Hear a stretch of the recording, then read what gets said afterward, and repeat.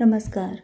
Doctor वंदना रस्तोगी, सह आचार्य Sanskrit, BND राजकीय कला महाविद्यालय चिमनपुरा द्वारा BA तृतीय वर्ष संस्कृत की इस कक्षा में आपका स्वागत है। विद्यार्थियों, आज हम द्वितीय प्रश्न पत्र के अंतर्गत रघुवंश के स्वयंवर वर्णन नामक छठे सर्ग का अध्ययन करेंगे, जिसके रचनाकार हैं महाकवि कालिदास। विदर्भ नरेश भोज द्वारा अपनी बहन इंदुमती के स्वयंवर समारोह का भव्य आयोजन किया गया, जिसमें विभिन्न कुलों के विभिन्न राज्यों के राजा आमंत्रित किए गए। उसी स्वयंवर में रघुपुत्र अज के आगमन से सर्ग का प्रारंभ किया गया है। प्रथम पद्य इस प्रकार है। सतत्र मंचेषु मनुज्ञ वेशान सिंहासनस्थान उपचारवत्सु वैमानिकानां मरुतामपश्यदाकृष्टलीलान् नरलोकपालान्। अन्वय देखते हैं। सह तत्र उपचारवत्सु मंचेषु सिंहासनस्थान मनुज्ञवेशान् वैमानिकानां मरुताम् आकृष्टलीलान् नरलोकपालान् अपश्यत्। अर्थ करना प्रारंभ करते हैं हम इसका। सह उसने, इस सर्वनाम का प्रयोग अज के लिए किया जा रहा है। उस अज ने तत्र वहाँ पर इंदुमती की स्वयंवर के उस सभा भवन में उपचारवत्सु, उपचार से युक्त, राजाओं के अनुकूल संसाधनों से, उपचारों से युक्त, मंचेषु उच्च स्थानों पर, मंचों पर, सिंहासन स्थान, सिंहासन पर अवस्थित सिंहासनों पर बैठे हुए, मनोज्ञ वेशान, मनोहर सुंदर वेश वाले, सुंदर वेशभूषा वाले, वैमानिका नाम, विमान से विचरण करते हुए, मरुताम देवताओं की, आकृष्ट लीलान, हरण कर लिया है सुभग लीला को जिन्होंने, ऐसे मानो ऐसे, नर लोकपालान, नर मनुष्य, मनुष्य लोक के पालक अर्थात राजाओं को, नर लोकपालान, राजाओं को अपश्यत, देखा। तो यहाँ जैसे ही अज प्रविष्ट हुए उस सभा भवन में, तो उन्होंने क्या देखा, सभा भवन में किस प्रकार का वातावरण था, कैसे सब लोग बैठे हुए थे, इस पर उन्होंने जो दृष्टिपात किया, ये इस सर्ग के प्रारंभिक पद्य में वर्णन किया गया है।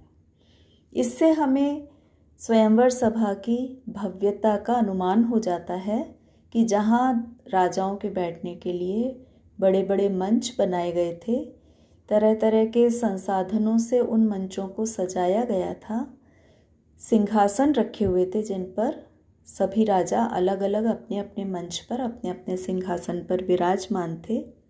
उनको देखते ही अज को कैसा लगा, उन राजाओं को देखते ही अज को कैसा लगा, मानो वे राजा मरुताम देवताओं की आकृष्ट लीलाओं को, उनके सुंदर हाव भाव चेष्टाओं को आकृष्ट कर लेने वाले हों, उनको हरण कर लेने वाले हों। देवताओं की लीलाओं का राजाओं ने हरण कर लिया, इसका क्या अभिप्राय हुआ? उन राजाओं के प्रभाव उस प्रकार का था जैसे देवता ही हों, देवताओं के समान ही वे प्रतीत हो रहे थे। विद्यार्थियों, जब हम किसी भी पद्य की सप्रसंग व्याख्या करनी प्रारंभ करते हैं, तो अन्वय, अनुवाद, भावार्थ, इन सब के साथ ही हमको कुछ विशेष टिप्पणी, व्याकरणात्मक टिप्पणियाँ भी अवश्य ध्यान में रखनी चाहिए, जिसके अंतर्गत हम समासों का प्रयोग कर सकते हैं, संधियाँ यदि हम पहचान पा रहे हैं, प्रकृति प्रत्यय, धातु रूप, शब्द रूप, इन सभी का हम उल्लेख कर सकते हैं। उदाहरण के लिए जैसे यहाँ अपश्यत शब्द है, दृश्य धातु, भूतकाल का लंग लकार, प्रथम पुरुष, एक वचन। इस तरह से हम उल्लेख कर सकते हैं। समास की दृष्टि से यहाँ पर मनोज्ञ वेशान बहुव्रीहि समास है, जैसे मनोज्ञः वेशो येषां ते मनोज्ञ वेशाः तान्। इसी तरह से संधि यदि हम देखें, सिंहासनस्थान उपचार वत्सु, हलंत नकार से उ वर्ण की संधि कर दी गई है।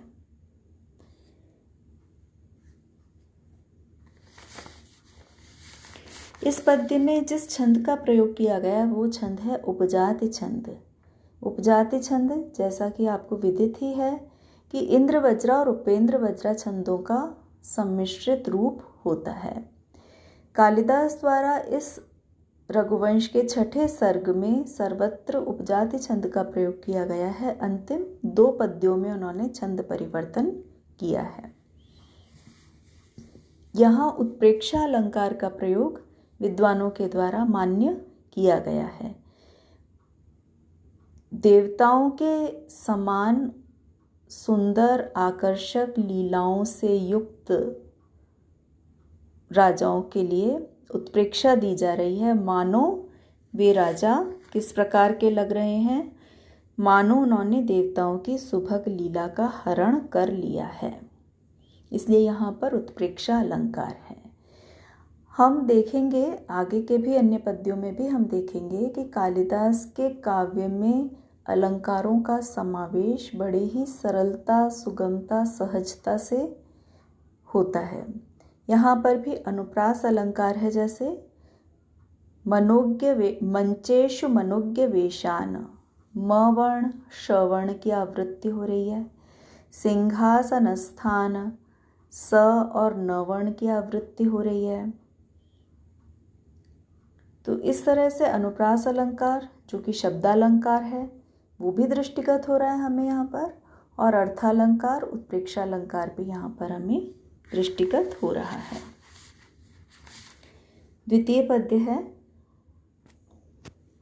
रतेर गृहीतानुनयेन कामं प्रत्यर्पित स्वांगमिवेश्वरेण काकुत्स्थम आलोकयतां नृपाणां मनो बभूवेन्दुमती निराशम्। अन्वय, रतेः गृहीतानुनयेन ईश्वरेण प्रत्यार्पित स्वांगम कामम इव काकुत्स्थम आलोकयतां नृपाणां मनः इंदुमती निराशम बभूव। रतेः, रति के, रति कामदेव की पत्नी का नाम है, तो कामदेव की पत्नी रति के अनुनयेन, ग्रहण कर लिए गए, अनुनय प्रार्थना वाले, जिन्होंने कामदेव की पत्नी रति के प्रार्थना को स्वीकार कर लिया है, ऐसे ईश्वरेण भगवान शिव के द्वारा प्रत्यार्पित पुनः प्राप्त किए गए स्व अंगम अपने शरीर वाले, जिसने अपने शरीर को पुनः अर्पित, पुनः प्राप्त कर लिया है शिव के द्वारा, जिसे फिर से उसका शरीर प्रदान कर दिया गया है, ऐसे कामम कामदेव के इव समान, उसकी तरह है, काकुत्स्थम ककुस्थ वंश में उत्पन्न, ककुस्थ अज के वंश का नाम है, ककुस्थ वंश में उत्पन्न अज को आलोकयताम देखने वाले, उसका अवलोकन करने वाले, नृपाणाम राजाओं का, मनो मन, इंदुमती निराशम इंदुमती के प्रति, स्वयंवर में इंदुमती को प्राप्त कर लेने के विषय में निराशम बभूव, निराश हो गया। कवि के द्वारा यहाँ राजाओं की मनस्थिति का वर्णन किया जा रहा है। जैसे ही अज स्वयंवर सभा में प्रविष्ट हुए और राजाओं ने उन्हें देखा, तो उनके मन में क्या विचार उत्पन्न हुए, उनकी क्या अनुभूति हुई उनको, इसका वर्णन यहाँ पर किया जा रहा है। वो राजा, सभी राजा कहीं न कहीं अज को देखकर अपने मनों में निराश हो गए। उनके मन में इस निराशा ने घर कर लिया कि अब हमें इंदुमती के द्वारा वरण किए जाने की संभावना बहुत ही कम हो गई है, क्योंकि हम सभी में सबसे बढ़कर राजकुमार अज ही हैं। तो अत्यधिक संभावना इसी बात की है कि इंदुमती उसी का वरण करेगी, हमारा वरण नहीं करेगी। हम जो अपने मन में ये आशा बांध के आए थे कि इंदुमती से हम विवाह कर सकेंगे, इंदुमती स्वयंवर में हमें चुन लेगी, वह आशा निराशा में परिवर्तित हो गई। ऐसा राजाओं को अनुभव हुआ। राजाओं के द्वारा कामदेव के समान अज को देखा गया। राजाओं को ये लगा अज को देख करके कि साक्षात कामदेव ही समुपस्थित हो गए हों। यहाँ कामदेव के लिए जो विशेषण प्रयुक्त किया गया है वो हमने देखा, प्रत्यर्पित स्वांगम, पुनः प्रदान किए गए अपने शरीर वाले कामदेव को। इस संदर्भ में एक कथा है, मदन दहन, कामदेव का नाम मदन भी है, मदन दहन का प्रसंग है, जिसका कालिदास द्वारा ही कुमार संभव नामक अपने महाकाव्य में बड़ा ही सुंदर वर्णन किया गया है।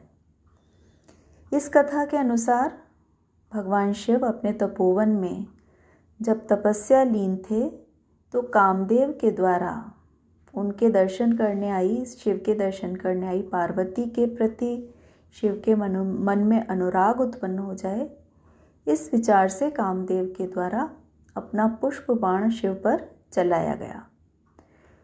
शिव अपनी तपस्या के भंग होने से, उसमें व्यवधान पड़ने से बहुत ही क्रुद्ध हो गए और उन्होंने अपना तीसरा नेत्र खोल करके उसकी ज्वाला से कामदेव को भस्म कर दिया।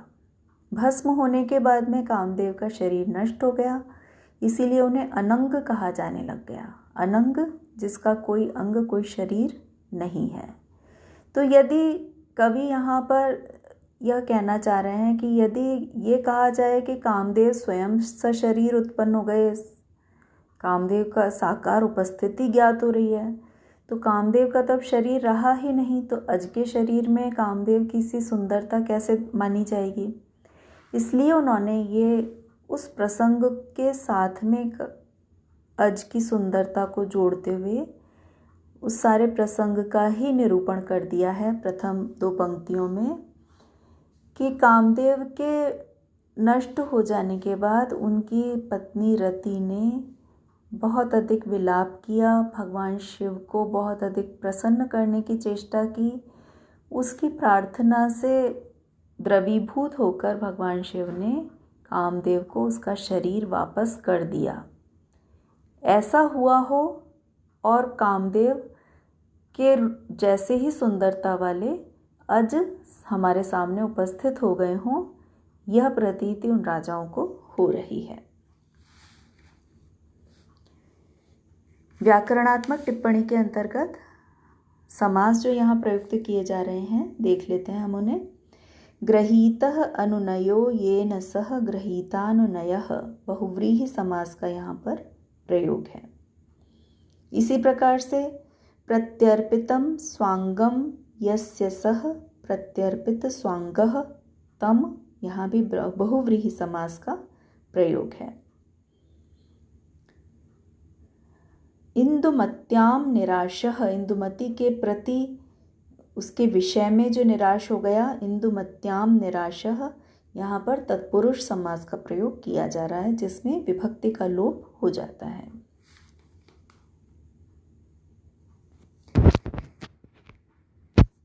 छंद, यहाँ भी उपजाति छंद का ही प्रयोग किया गया है और अलंकार स्पष्ट ही है, उपमा अलंकार है यहाँ पर, जिसका ज्ञान एव शब्द के द्वारा हो रहा है। स्वांगम एव ईश्वरे, अज को कामदेव की उपमा दी जा रही है। तृतीय पद्य है, वैदर्भनिर्दिष्टमसौ कुमारः तृप्तेन सोपानपथेन मंचम शिलाविभंगैः मृगराजशावस्तुंगं नगोत्संगम इव आरुरोह। अन्वय है, असौ कुमारः वैदर्भनिर्दिष्टं मंचम क्लिप्तेन सोपानपथेन मृगराजशावः शिलाविभंगैः तुंगं नगोत्संगम इव आरुरोह। असौ कुमारः,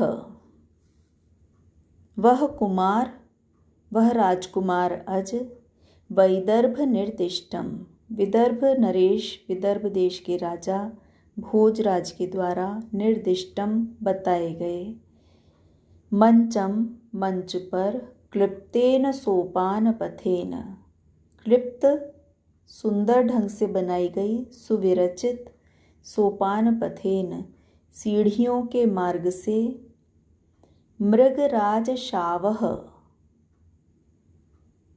मृगराज शेर को, सिंह को कहा जाता है, मृगराज सिंह के शावक, शिशु सिंह के समान, शिला विभंगैः चट्टानों के माध्यम से, तुंगम ऊंचे, नगोत्संगम पर्वत की चोटी पर, आरुरोह जिस प्रकार से चढ़ जाता उसी प्रकार से राजकुमार अज भी आरोहण कर गए। तो राजकुमार अज ने वैदर्भ नरेश द्वारा बताए गए मंच पर आरोहण किया। सुंदरतया विरचित सोपान पथ के द्वारा।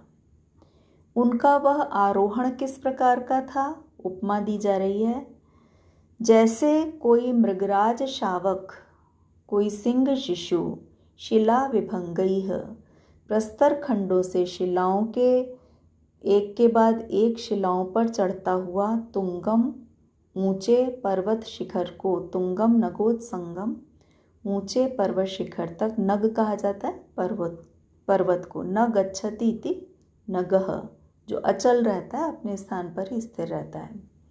ऊंचे पर्वत शिखर पर आरोहण कर लिया। सभी राजा सभा मंडप में बैठे हुए थे, वहीं अपने निर्दिष्ट स्थान पर, बताए गए स्थान पर राजकुमार अज भी जाकर के बैठ गए। उनका वह गमन किस प्रकार का था, यह यहाँ पर बतलाया जा रहा है।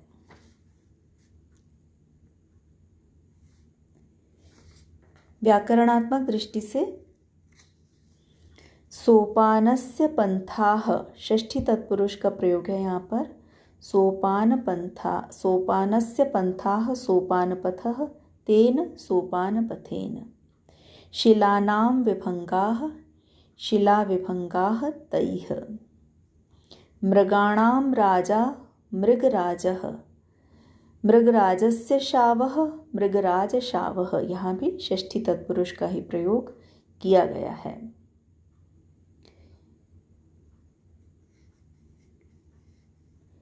नगोत्संग संधि पहचान सकते हैं, नग प्लस उत्संग, इवारुरोह, इव प्लस आरुरोह दीर्घ संधि हो गई। तो इस तरह से सरल संधि समास देखे जा सकते हैं। यहाँ पर छंद, यहाँ पर भी उपजाति छंद का ही प्रयोग है और उपमा अलंकार है। इव शब्द से जिस उपमा अलंकार का हमें बोध हो रहा है। यहाँ कालिदास की उपमा की विशेषता की चर्चा हमें अवश्य करनी चाहिए और बड़ी दर्शनीय उपमा है। राजकुमार अज क्योंकि नवयुवक हैं, अतः उन्हें सिंह के शावक के समान बताया, सिंह शिशु के समान बताया है। जैसे कोई कुमार सिंह हो, उसके समान उन्हें बताया है। अज की गरिमा, राजसी गरिमा, बलिष्ठता, वीरता को साकार कर दिया गया उन्हें सिंह की उपमा देकर। जो उच्च मंच है उसे तुंग नगोत्संग ऊंचे पर्वत शिखर के समान बताया जा रहा है। जो सोपान पथ है उसे शिला विभंग से उपमित किया गया है। पूर्ण गौरव से मंच पर चढ़ते हुए राजकुमार अज का यह सजीव चित्र प्रस्तुत कर दिया गया है। यही कालिदास की उपमा की विशेषता है, जिसके कारण उपमा कालिदासस्य जैसी ये सूक्ति, ये कथन सुप्रसिद्ध है।